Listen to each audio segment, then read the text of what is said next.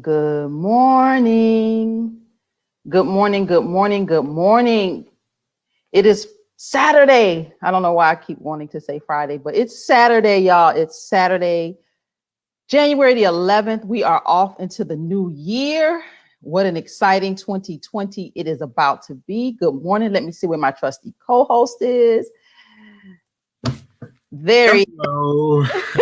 Happy New Year, David.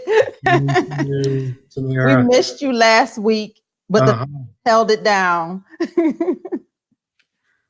Okay, well, I'm here. You're here. It was myself and it was Miss Angela Nirvana out of Los Angeles. The ladies held it down for you, David, and we had a band, and we had a Victoria, and I'm going to butcher her last name, but I remember her first name was Victoria. They joined us. We talked about homelessness in this country and the problems out in California versus basically the same problems that are here in Atlanta. Homelessness is a real problem across these United States, David. Right, and it's connected to the shortage of housing in general. Good morning. Yes, exactly. So, yeah. Good morning, everybody. Good morning. Oh boy, look at all these. More than held it down. She said we burned it down. Thank you, Cheryl. Good morning. ADOS Chicago is in the house. Good morning, y'all. Yes, good morning. David, we're going to dive into a topic. You and I had an adventure this week. Yeah, you sure did. Whitfield County, Georgia. All the way north with my riding partner. So we went all the way up to North Georgia, literally on the Tennessee line. And we had a conversation, David. It was their Democratic Party meeting, and there were great candidates. I'm excited about the candidates that are out there running. People have a lot of heart and a lot of passion, and everybody wants to see change, and we want to get rid of this crazy administration. So we're all on the same page, David. Yeah. Not only that, but contesting the elections in and of itself is a great victory because, I can't remember what it was, but something like a third of the counties in Georgia, Republicans ran unopposed, for years. And so, the Democrats couldn't even put in a field a candidate. Now up there, there are two people who are running in the Democratic primary for the 14th congressional district. Both of them are just really, really, interesting, exciting people with a lot of heart, a lot of commitment, and really articulate. So, it's a big change, and if it signals what's going on in the rest of the state. One of the chambers could easily flip, if not both. And who do we have to thank for that? Partly, a good part of it is Stacey Abrams and the campaign she ran in 2018. So, and what she's doing now, with fighting against the voter suppression. So, hats off to Stacey and the what's the organization called? Fair Fight. Fair Fight. Yeah. They're doing amazing work, and we have to talk about. So, I had an opportunity to speak after all the other candidates. I'm a little tongue-tied this morning, and I talked about reparations, and I talked about a Black agenda, and I talked about the 80s movement, which was very different in that space because there was probably maybe upwards of 30, 35 maybe people in that room, David, and of that, 3 of us were Black, and there was another minority in the room. And to talk about reparations and to talk about a Black agenda and to talk about the ADOS movement, I wasn't sure how it was going to go, David. Yeah, me neither. David, you said you either. Who could have thunk it? That these folks up there would be not only paying attention and not only actively listening, but really receptive to the message that you were bringing across, which is that the Democrats can't win without people of color, ADOS, and young people who are all way, way ahead of the party, Mhm. in terms of their attention to the issues and the what they want to see, happen. Uh, Mhm. so I think that that's a really, really it was um, it was inspiring. There were 30 people there. They were really engaged. Um, they listened to you with more than just attention, but real receptivity, and they understood the message about reparations. And so we I think we discovered something. We didn't create any. These folks were there, and they're probably there all over Georgia. You say inspired. I think that's the right word. Yeah. Because as when I got ready to speak, I'm gonna just be honest, I was nervous because I knew Mhm. the first time I Mhm. would be having this kind of conversation in a space that, was like all white people. So I'm like, I had to pray, like, because I'm a spiritual person, David. I don't know if you saw me Yeah. praying. But I prayed before I opened my mouth, and I just let the spirit lead me. And I'm just like you say, we discovered something that was already there. Yeah. Yeah. Yeah. Yeah. So that should be a real message, loud and pointed message to the moderate wing of the Democratic Party, which still is the establishment here in Georgia. That it appears that they are really way behind, in terms of what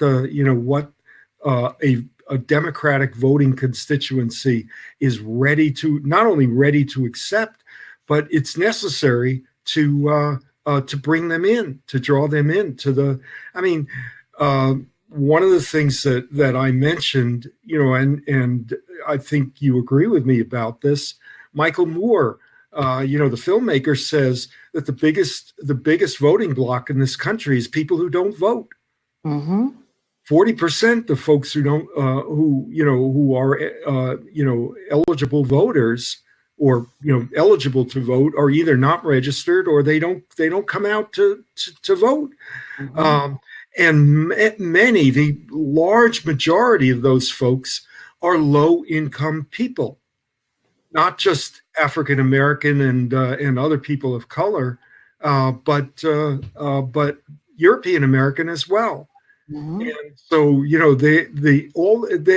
they're just waiting for somebody to tell them why they should do this, why they should vote. They are Mm-hmm. so removed from the political process. I mean that in both senses, both the passive and active verb there. Mm-hmm. They have been deliberately removed um, by the way that the system operates. And so the representation of the interests of poor and working people is almost non-existent. Um, and the And other, that is what the Democratic Party stands on. That yeah, represent us, but they're not representing us. yeah, yeah. Well, and here again, I bring up this concept of the 9.9%. Mm-hmm. That do the organizing work, that maintain the system for the 0.1% who run the country. Mm-hmm. And those folks are both Republicans and Democrats. That 9.9%. In terms of politics, they run the political system, and they're the ones who are also elected to office. I ran across the statistic that I mentioned when we were up in Dalton, that in Congress, 1% of the total, Congress, House and Senate, is people who come from a working class background. By that, I mean blue collar, clerical, and service workers. That's half the population of the country. That's half the working population of the country are in those three categories, and they are represented in Congress by 1%. And for the most part, people in Congress have a net worth of over $1 million. Almost all of them, almost every one of them. And on top of that, that's most of them overwhelmingly have had almost no experience, except maybe for a summer job in those categories of blue collar, clerical, or service work. Their whole lives have been completely separate from half the population. They have no idea what working people's experiences are in this country. And so and even at the state level of state and local government, only 3% of the people who are in state and local government come from those work categories, have that work experience. So we need real people to get elected. Real people, yeah. That's a good one. Those aren't real people. Yeah, not wealthy lawyers and I mean, I'm not going to put down small business people, but really there is and structurally it's almost impossible for people to in those work categories to run for office. I mean, you have to take off from work. And if you don't have the resources to do that, not to mention the contacts that you need, to fundraise and to do all of these, all of the business that's involved, and having the advice, the expert advice that you need to run for office. I mean, it's you better than I do. Yeah, I know as a working person, someone who was in an industry that people really look down upon. Like, I come from the beauty and barber industry where, I owned my own salon for 10 years and I did services for 18 years. I was a nail technician for 18 years and loved what I did. I heard, in that kind of environment, David, you hear the truth from everybody. Yeah. It's an intimate setting. You're touching people. They're sharing things with you. So I know things about people in general that, most people don't get an opportunity to know. So I hear the pain. I've heard the pain. I know what people want. And people just, this country, we just have a lot of work to do. And we can do this, but we got to be real about the issues. And so today's topic, David, just to kind of make sure we stay on, candidates win with reparations and a Black agenda. And I absolutely believe that we can. So last night, David, I didn't share this with you, but I went to a play, Justice on Trial. Mr. Chad Lawson Cooper has a phenomenal play that is making its way across the Southeast and out West as well, but really focusing on the Southeast, because this is where the bulk of the Black population is, and we can have a real robust conversation. So he's really focusing his play, Justice on Trial, to the Southeast area. That play is about reparations. It's a time travel, and it's about the reparations, the call for reparations and this country being on trial. It was a phenomenal. And I had an opportunity last night. He gave away some honors to some of our local pastors. So I had an opportunity last night he had these beautiful medallions, beautiful. And I got a chance to put the medallions on each of the medals on each of the pastors. And David, guess what happened? I started crying. And I started crying and I was crying. I'm like, and I wasn't like boohoo crying, but my eyes were burning so bad. And I was trying to hold it in, that the tears were just flowing down my face. And I told one of the pastors, and I looked at him and I had my back to the audience and I said, I'm crying and I can't stop. I just so moved because I know this is a pivotal time in history. I know that this message of reparations and having a Black agenda is where we have to be in this country and where we need to be. The saying, a rising tide lifts all boats. I don't believe that, because if you're still on the bottom, you're still on the bottom. So until we really get serious and get focused on what Black people actually need. And we need reparations. We need repair for the systemic damage that has been done generationally to us. You're looking, David, at the first person in my family, me, to get a degree. And I didn't get that degree, David, until I was 2 months shy of being 30 years old.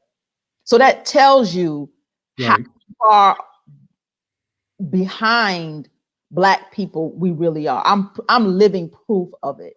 And I remember as a little girl, David, just to tell another quick story. As a little girl, I remember that one of my uncles, I just remember how poor some of my, really a lot of my family, just bad.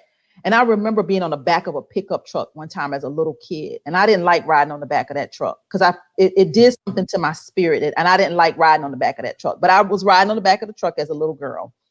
And I remember passing by like all the white people's houses and knowing how poor we were. And I knew something wasn't right. And I was probably, I'm telling you, maybe 8, 9. I was little. And I remember in my spirit that something's not right. Why are we so poor and why are they so rich? And why do their houses look like this? And why do our houses look like that? So, I mean, I have very vivid memories of my connection to slavery and Jim Crow and oppression is real. Right. And for most white people in the 90%, it is not in their interest to have this this inequality in existence, because it actually hurts them. It's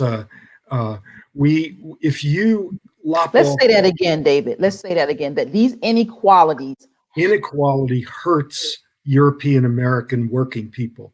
Those folks in the 90%, those people who are European American, who are blue collar service and clerical workers, and including many people who are professionals, teachers and even to some extent these days, doctors. I mean, people are so deeply in debt, if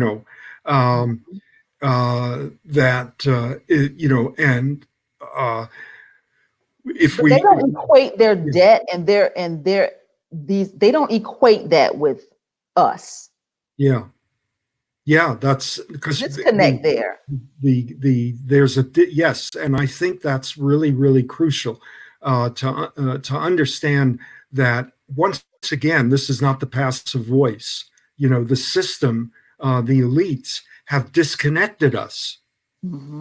They've cut us off from each other's experience, and you were on an 18-year listening tour, as the politicians call it. Oh, I'm going out on a listening tour. You've been out there for 18 years listening, to people's stories.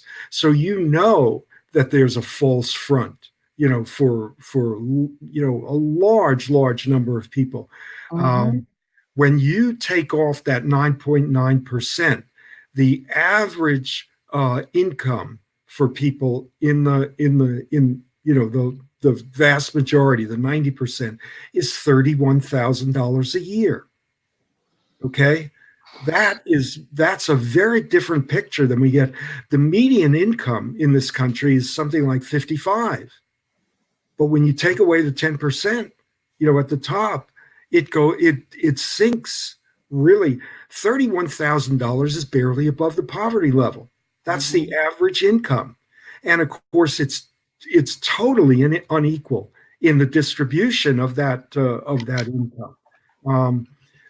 There's a sharp racial divide in the income level between African Americans and European Americans. But at the same time, there's a sharp class divide between the 90% and the 9.9.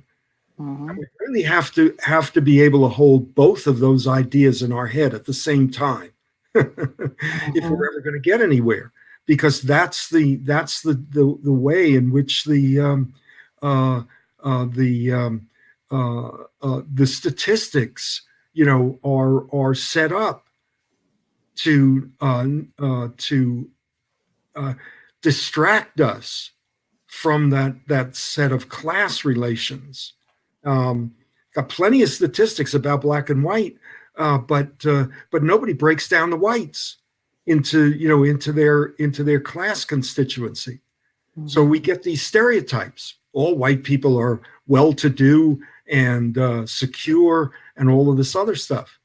And it just. And do you think? Let me ask you a question. And do you think the ones that are not all well-to-do don't want to admit that they're not well-to-do, and that's why they kind of go along with this false narrative? Well, that's certainly one of the reasons. That's why I brought up this idea of a facade, because being poor in this country is not just stigmatized for being poor; it's being associated with non-white people. So being poor. Who wants to be associated with those people? Right. Exactly. Wow, David. So there's this sense. This is the term that I use, which is white consumerism. European American working people are out there desperately searching for ways to prove that they're white. Whoa. And they're going into that's like a moment. Whoa. They're really are trying to wow, David, that's deep. Yeah. I mean, this starts with the white by design suburbanization of the country back in the 40s with the GI Bill and excluding African Americans because from the benefits of the GI Bill, because everything that was done on the GI Bill was done through private banks. And at that time, there were no laws against discriminating against black people in giving out loans. So it was systemic. Talk about reparations. It was systemic that black people could not get loans, even in the most liberal part of the country. The statistics are that that in New York and New Jersey, probably one of the most liberal, left of center political, regions of the country. There were something like 65,000 loans given out in the first 3 or 4 years after World War II. 100 of them went to people of color. Say that again, David. 65,000 loans given out in the first couple of years after World War II on the GI Bill. 100 of them out of that 65,000. Oh, my screen just went blank. No, you're good. Hope he's still talking. Oh, I see. That's interesting. Okay. We'll talk about it. I mean, David. Yeah, my screen went dark because I was on screensaver, and it went to sleep. So I have to just touch the. So go back to only a handful of those loans. Went to black people. 1/1000th of the loans or less. So she says, I feel like they think that raising up someone else will take away from their opportunity to rise. Yeah, and but even that had to be inculcated into people. Once working class whites left the inner city where their neighborhoods were cheek and jowl with one another. There were Italian neighborhoods, there were Puerto Rican neighborhoods. Look at West Side Story. What was that all about? It was about gangs that of different different ethnicities. And these folks lived, and their neighborhoods were so close to one another that Jewish neighborhoods, Irish neighborhoods, people went into each other's neighborhoods to buy food, specialty food. My dad would get mozzarella cheese from Arthur Avenue in the Bronx. I mean, it was the best mozzarella cheese. It was fresh. They made it in the store, and what happened was that all of those working people went out into the suburbs that were being built by these billionaire, developers like William Levittown, People may know that, from people in the north. And Levittown was all white. It was lily white until the 1970s. All right. And out in that area of Long Island is where the aircraft and defense industry grew up. The same was true in the area around Philadelphia. Bethlehem Steel had 18,000 employees. It was up Sparrows Point, northeast of Philadelphia. Levitt built a Levittown there, and a majority probably of those steel workers who were almost all white lived in Levittown. Same is true outside of Detroit. All of the new auto plants that were built after World War II were built in that ring of suburbs. A dozen auto plants with, 15,000 workers in each of the plants. And Black people could not get housing out there. So, after a generation of that, it became the new normal, and Black people were a threat because they were poor, and they were kept out of this housing market. Hershey built a town around the chocolate factory, but no Black people. Yeah. I mean, this is not. We're not. This was not an accident. This was deliberate local, state, and federal policy that encouraged this. And in fact, there's a book I got it right here. I've been reading it, called "The Color of Law" by Richard Rothstein, a forgotten history of how our government segregated America. Show the book, David. You have it. Just put it up right here. Whoops. I actually listened to it on audio. It's a great book. Yeah. So anyway, the idea of reintegrating ourselves, of reconnecting these two sections of the working class, and that's what it is. We're one working class.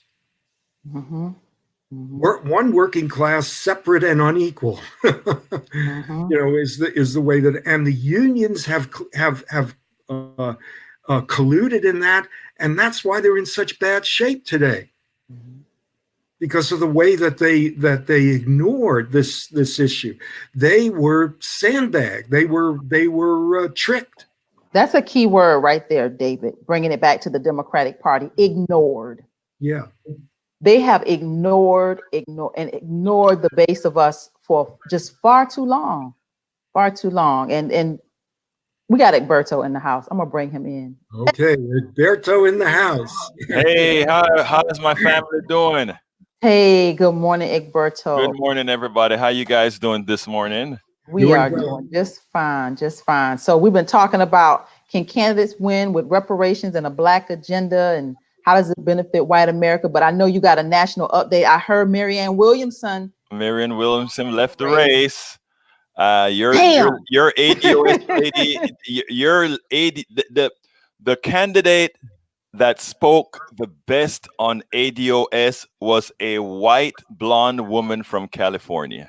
Yeah, she had a reparations agenda, and she pulled no punches.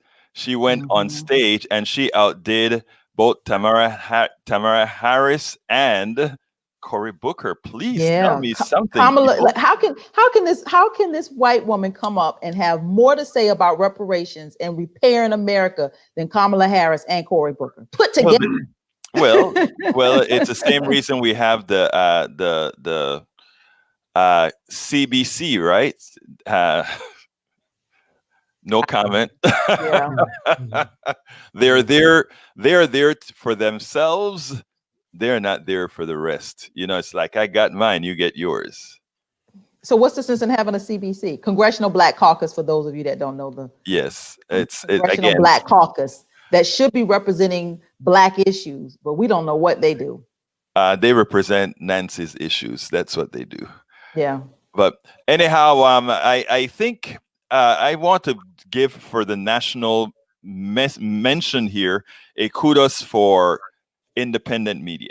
Because right now, as we are concerned about impeachment and the whole world's talking about impeachment on Iran and all these other things, deep inside of the bowels of Donald Trump's election campaign, they're sending out a bunch of propaganda that looks very newsy to independent media. So they are saturated. They know that people are using independent media more so than anything else. And they're saturating all these bloggers and all these other guys that have their own platforms with Donald Trump's message. There are generals speaking on behalf of Donald Trump. There are all these people speaking on behalf of Donald Trump. And what Americans don't realize is that is how mentalities get formed. They're telling people, oh, don't really listen to what's on CNN. Here's the deal. And millions of these are going out. And you know how I know? Because Donald Trump has already started sending me things to place on my website. What? Yes. So there are thousands, if not millions of folks that are doing what we're doing here. What I'm talking about, having their own websites. I'm talking about having their own programs, their own streaming, their own what I call sphere of influence. And Donald Trump is foregoing the mainstream media and going to where people are and starting to form their minds. And those of us on the left, we continue to bloviate about stuff that really doesn't matter. Make you feel good that Donald Trump had to eat his words on Iran. It makes you feel good that Donald Trump is getting impeached and all of that. But ultimately, that's going to do nothing for his reelection if we don't get with the program. And that's my word of the day, my dear. Wow. Yeah. Sobering thoughts, Egberto. Yeah. Yeah. Well, you can find Mr. Egberto Monday, Tuesday, Wednesday, Thursday, Friday, YouTube, Periscope, Instagram, Facebook. This man is everywhere. Politics Done Right with EgbertoWillies.com. Thank you so kindly, guys. Y'all have a wonderful rest of your show. Amen. Thank you. Have a good one. Bye-bye. Thank you, Egberto. Yeah, those sobering thoughts. Yeah, I listen to MSNBC every night, and they ain't telling it like it is. They really, it's worrisome that they're still talking to the same old people, same old. As if you're right. It's worrisome to me too that they are just having the same conversation over, and they'll have that same conversation all day over and over again. Yeah. So we got to do something about that as much as we can and set up our own networks. And that's what this is. This independent broadcast, this independent media. We have our own voice. We have our own network. We're talking to our own people. We're organizing. We're galvanizing. We have a whole movement just with these independent broadcasts. So Egberto we're right on time. Well, I sure hope so. We are. That there's that these independent voices are going to be able to either directly or indirectly challenge the stuff that's coming out of the of the Trump campaign. And remember that guy that I can't remember his name now, the guy who ran his social media campaign in the 2016 election. He's the campaign director now. I don't know who you're talking. Someone with the Trump administration? Yeah, no, he's not with the administration. He's a computer guy that they put in charge of media outreach, and now he's running the whole campaign. Wow. They did that. All of that was under the radar. It was a sneak attack. It was a surprise attack. Hillary Clinton didn't know what hit her. So, and it's important to remember that, there were 3 million more votes for Hillary Clinton. Almost 2/3 of them were in California. They didn't do crap for her, her ability to get through the Electoral College. And whether it was uh, uh, the Russians or this guy, I'm sorry, I'm forgetting his name now, but they did a very, very uh, brilliant job of suppressing the vote in the three key states: Wisconsin, Pennsylvania, and where else? Ohio. And African American vote. Yeah, I mean, African Americans didn't turn out in Philadelphia, and in the Philadelphia suburbs. No. So David, can candidates win with reparations and a Black agenda? I believe so. Well, that's what I'm saying. So. Huh? I say I believe so. I absolutely believe so, and I know so. Yeah, I think that if we understand what the class structure is in this country, as well as the racial structure, if we see that that politics has been played in this country in the realm, in the arena of the 9.9%, and we look at who is breaking out of that 9.9%, there aren't many Democratic candidates who are doing that, right? I think I want you to talk about, David, if we can, to finish out this broadcast, is how this benefits white America, because I think that is where so much of the conversation gets. I mean, I have people calling me a racist. Yeah. I mean, I get some of the craziest comments about reparations and having a Black agenda. I mean, just ugly comments. And how do we help white people? How do white people help white people? Because Black people obviously say it right or right enough. How do you help white people to understand how this benefits them? Because when you have so many people on the bottom, I mean, it weighs on the system as a whole. Well, let's take a few examples. Okay. Right. Under slavery and under Jim Crow, from the the 18th century, with the exception of Black Reconstruction period, down to the middle of the 20th century, the South was the bastion of white supremacy. Right. I mean, it was really the heartland of the white supremacist system that that extended to the rest of the country. It's in the South where white working people were the poorest, least educated, had the lowest life expectancy, and that's still the case today. So how can that be in their interests? I mean, this is 1 + 1 = 2 here. The more you keep Black people down, the harder it is, the worse off white working people are. I mean, that's a direct correlation. Nobody talks about that. The paradigm, the mental map is that privilege equals benefits. It doesn't. Privilege equals powerlessness. They think that privilege, this white privilege, equals benefits, but it's not. Yeah, and as long as the whites who are in political leadership, and I'm talking about people, not just Joe Biden, and I can't remember the exact words that Egberto used, but Joe Biden, he said Joe Biden is there to hold the hand of white racists, and keep them within the party.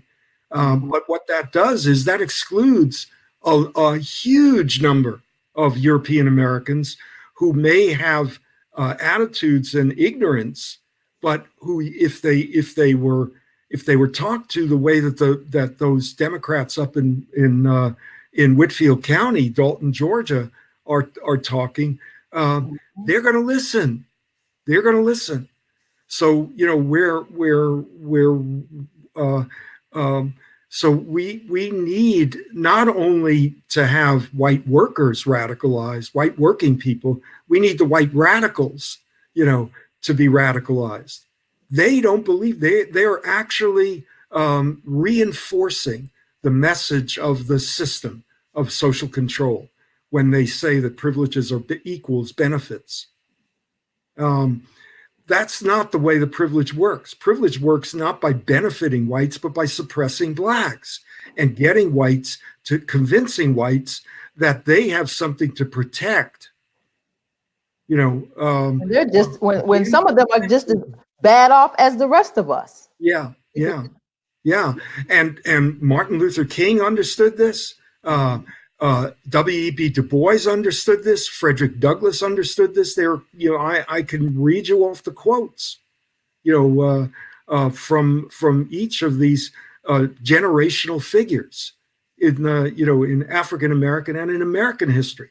These are people, African American leaders and thinkers who understood the system, who were giants, political giants in their time, each in a generation. So some of these white people feel like, just like some of these black people feel like, when they're able to live amongst the well-to-do, or they're able to send their children to school with the well-to-do, or they're able to, they're convinced that they are in a better situation. They're convinced that they're one of them. Yeah, here's another anecdotal example of something of that. Little Rock, Arkansas. Remember, first place, Governor Faubus stopping the integration of the schools in 1957 after the Brown v. Board of Education in 1954. Little Rock, Arkansas had one high school, Central High School, Little Rock, Arkansas, and that was the place that was going to be integrated. Eisenhower sent federal troops down there to just to give people a little bit of a background. So here were U.S. soldiers who were occupying Little Rock to get those African American young students into Little Rock High School. Do you know that at the same time that Little Rock High School was being integrated, the public school system in Little Rock built a second high school in the upper middle class neighborhood? Okay, they built a second high school, and so and most of the upper middle class kids who lived in that area went to that high school. They no longer went to Little Rock High. They went to this other high school, and what that did was, not only did it integrate two groups of working people who were at war with each other at that time, but there was an underlying reason why white working people were so upset, because being in the same high school with those upper middle class kids meant that when they graduated, they had the connections to find jobs. You see? Yes. And a very interesting, there's a very prominent African American woman law professor, Lanny Guinier, who wrote a book about meritocracy, the myth of meritocracy. And she points out that 40 years later, there were still European American white working people in Little Rock that said that the integration of Little Rock, they blamed the integration of Little Rock High School for their lack of being able to get ahead. And they were both right, because they had to be around. They had to be in an environment with all Black people, poor people like themselves. So they didn't give them the opportunity to be around people who connect with and have some mobility. Okay. Yeah, and the same is true. The same pattern emerged from the Boston busing, in the early 1970s. The reason that South Boston High School, the reason that the Southies were so white supremacist and enraged by having black people, integrate South Boston High School, was because South Boston High School was a conduit into city, Boston city municipal jobs, cops, firemen, sanitation, clerical, all of those other things. And with black people in South Boston High School, they were going to be able to compete for those jobs. Mm. It was no longer. Wait, so really, for white people, we get in their way. Black people get in their way of this white privilege system, which ends up not benefiting them, but just making them poorer, in effect, concentrating the wealth, making it less possible for them to fight, for their rights and for their real interests, because they're trying to fight black people at the same time as they're trying to get get better wages and better better working conditions and more opportunity. Mm-hmm. How do you do? This is the famous two-fronted war. Don't fight a two-fronted war. You're bound to lose. So, and on top of that, one of the perks, one of the privileges that they get is the ability to oppress and dominate, people of color. African Americans in particular are usually the target, but they're not doing that for themselves. They're acting as deputies to the real power. And that's why I keep emphasizing that there's two different kinds of power over and power with. And I understand how important the power with is, because the power over so much, like it's working for them. Yeah. It's not.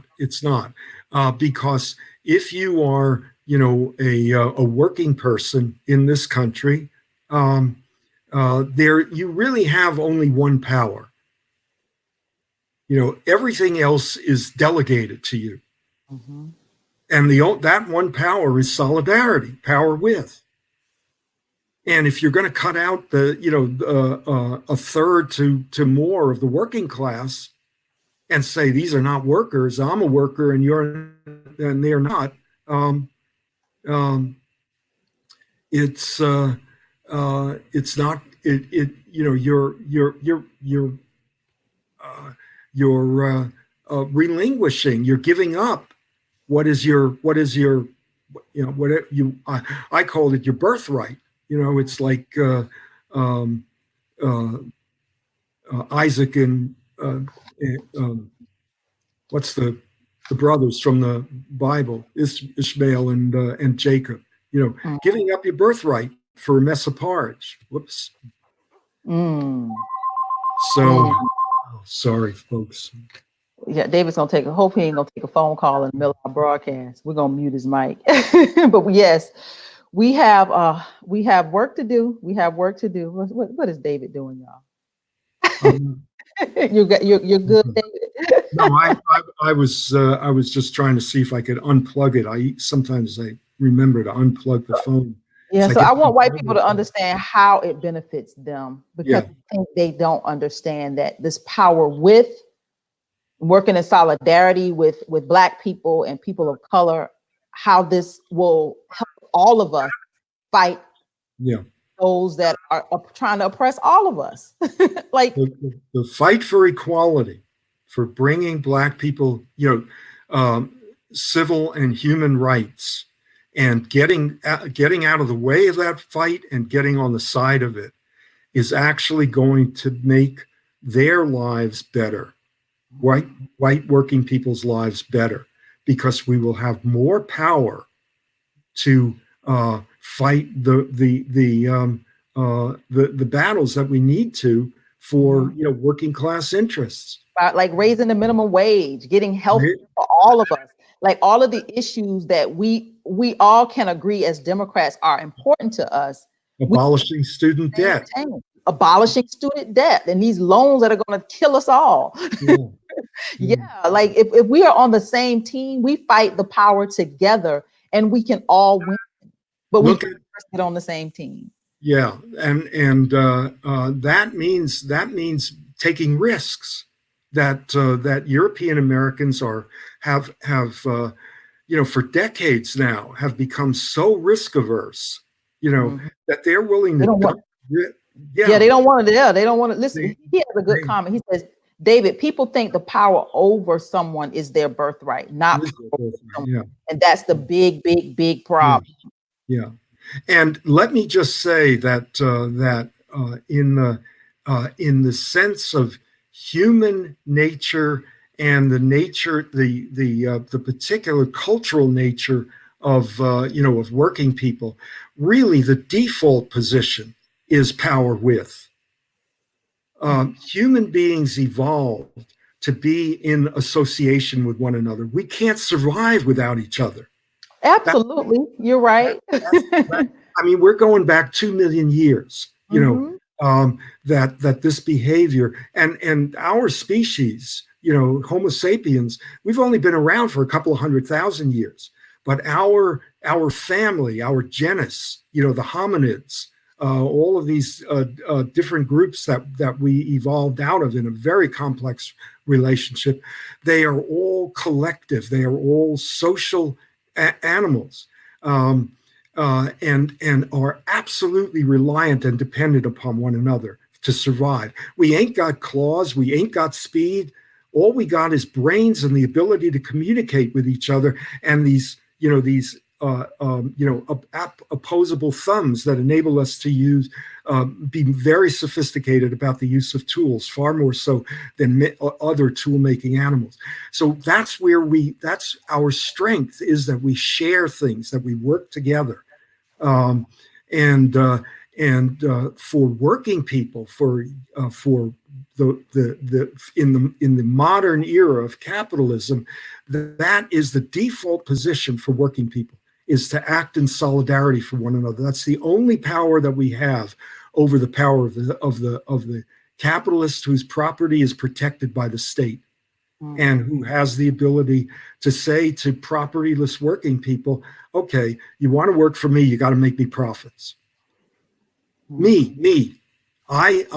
you do the work and I reap the rewards above and beyond what it takes to get you back to work the next day.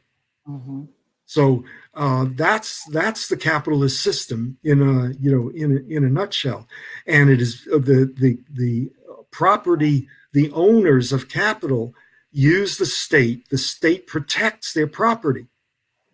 The sanctity of private property, written into the Constitution and every other document that's around. And for the first 80 years of this political republic, the sanctity of property in other human beings.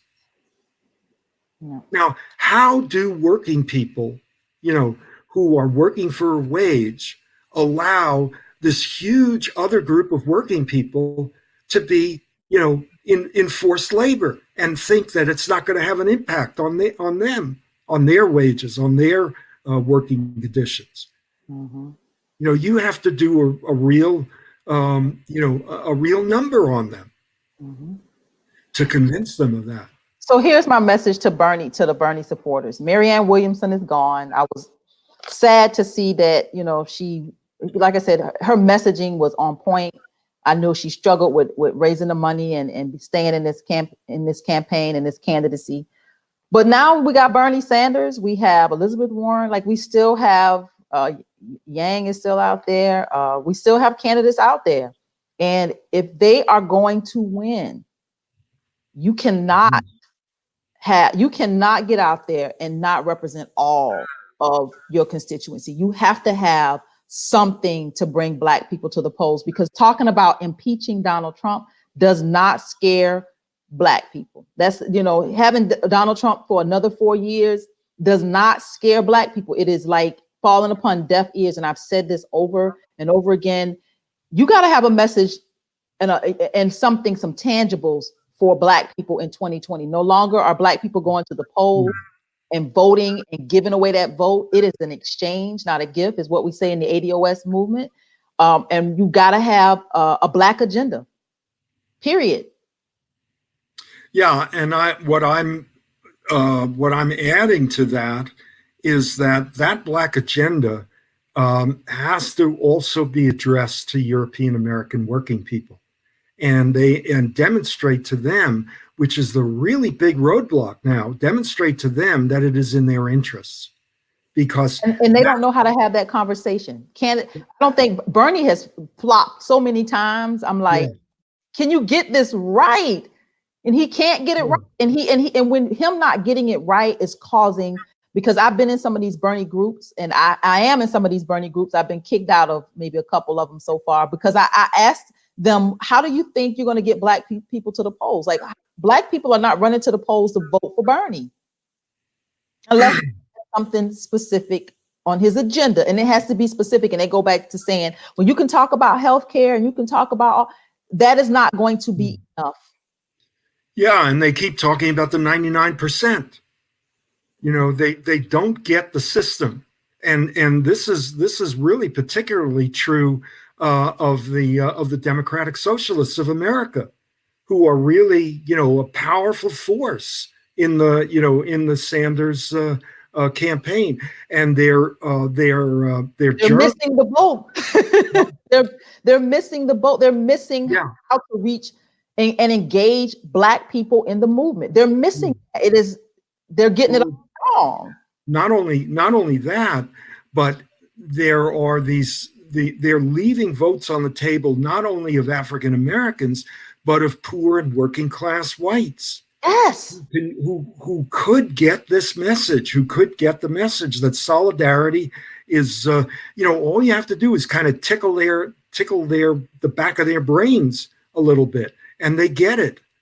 They get it that we have to do this by sticking together. Mm-hmm. I think that there's so the Democratic Socialists of America, if you're out there and you're listening, Jacobin Magazine, which is their journal, this blind spot is going to be, it's self-destructive.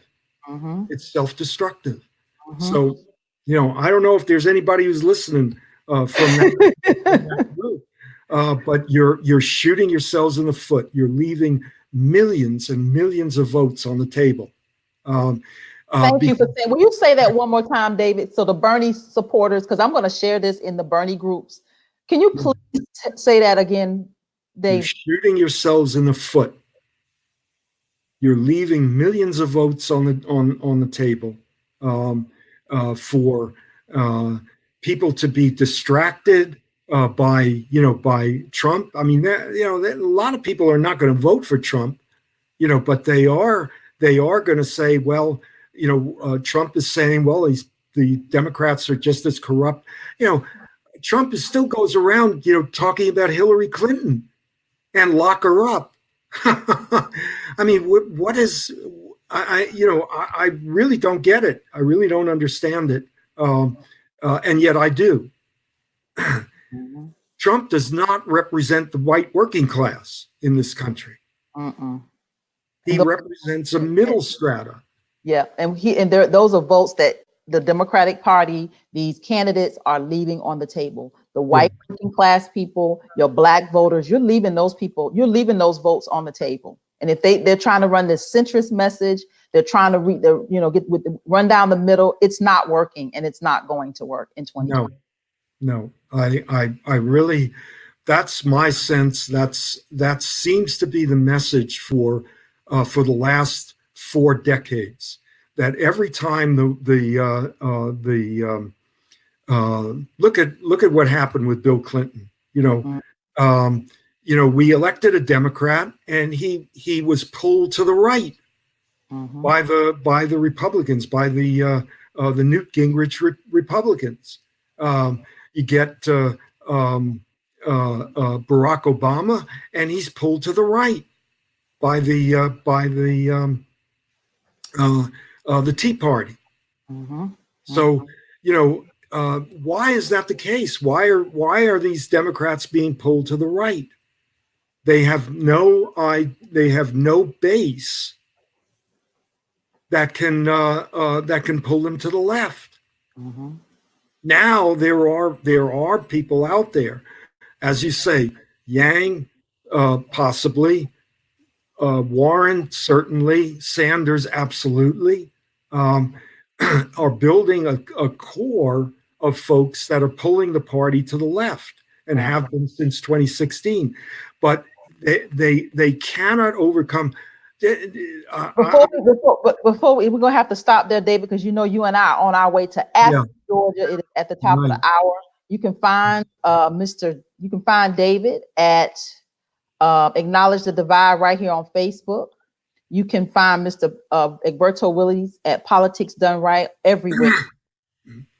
You can find me right here everywhere too. Tamara For Georgia is the website.com. Of course, I am your candidate for the United States Senate.